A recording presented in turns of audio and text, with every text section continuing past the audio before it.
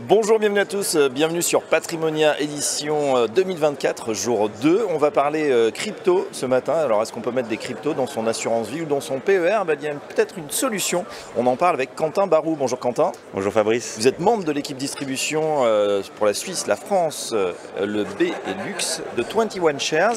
Oui. 21 Shares, c'est un nouvel acteur qu'il va falloir apprendre à connaître. Expliquez-nous ce que vous faites. Alors 21 Shares, c'est un émetteur suisse de trackers crypto qui vont être cotés en bourse. C'est-à-dire qu'on les appelle plus communément des Exchange Traded Products, donc des ETP. On est une entreprise qui compte environ 110 employés. On est répartis à travers le monde. En Suisse, donc on est basé à Zurich, le siège social. On est aussi à Londres et aux États-Unis. On gère à peu près 3,2 milliards d'euros en Europe et 3 milliards aux États-Unis. On est une entreprise pionnière parce qu'on a lancé le premier ETP, donc le premier panier de crypto au monde, qui s'appelle le HODL, en 2018. Effectivement, donc c'était en pleine hype déjà crypto. Des cryptos. Et alors, mais on est également connu pour toute cette partie recherche. Parce que 21 Shares n'est pas qu'une partie produit, elle a aussi une partie recherche. C'est-à-dire qu'on publie des magazines, on va publier du contenu qui est totalement gratuit et en libre accès. Et on se rend régulièrement en fait, chez les institutionnels pour justement les éduquer sur cette classe d'actifs. Alors ça s'appelle State of Crypto, mais on peut le trouver je pense sur internet et c'est en français, vous l'avez traduit. C'est en français, en anglais, en italien et en allemand. D'accord. Vous nous avez parlé d'ETP, c'est quoi la différence entre ETP et ETF? Parce qu'on a beaucoup parlé d'ETF depuis le début de l'année avec des grands noms qui ont lancé des ETF sur le Bitcoin, sur l'Ethereum et qui collectent en milliards, c'est des démarrages absolument phénoménaux.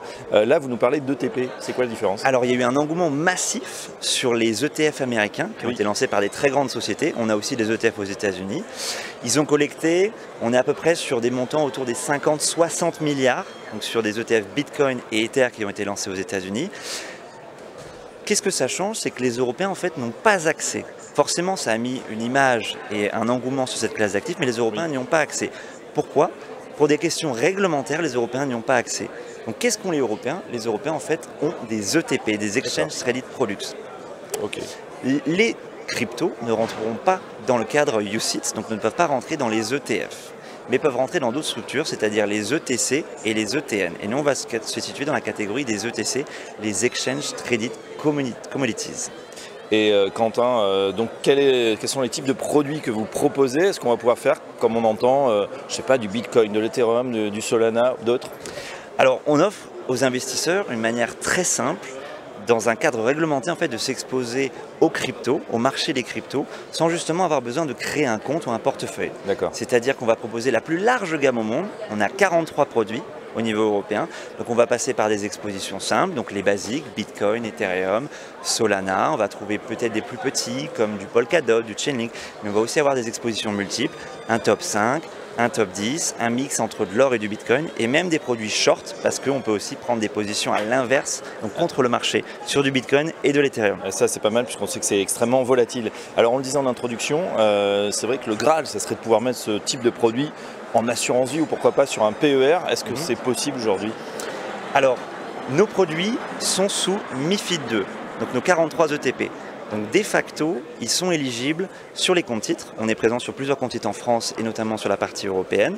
On va être présent dans les assurances vie également, assurance vie luxembourgeoise. On attend encore un acteur en assurance vie française et on est également présent chez les PER, les plans d'épargne retraite. On est présent chez Interinvest pour le moment en France qui a référencé nos 4 ETP, Bitcoin, Ether, Solana et BNB depuis juillet 2024 et c'est le premier acteur en France qui a fait ça. Et ben voilà, on en sait donc un petit peu plus sur ces ETP donc, avec lesquels il va falloir compter si on veut faire en tout cas, pourquoi pas, des crypto-monnaies pour diversifier son patrimoine, son portefeuille. Merci Quentin Barou. Je rappelle que vous êtes membre de l'équipe distribution Suisse, France et Benelux de 21 Shares et à bientôt sur 4Change. Merci beaucoup Fabrice.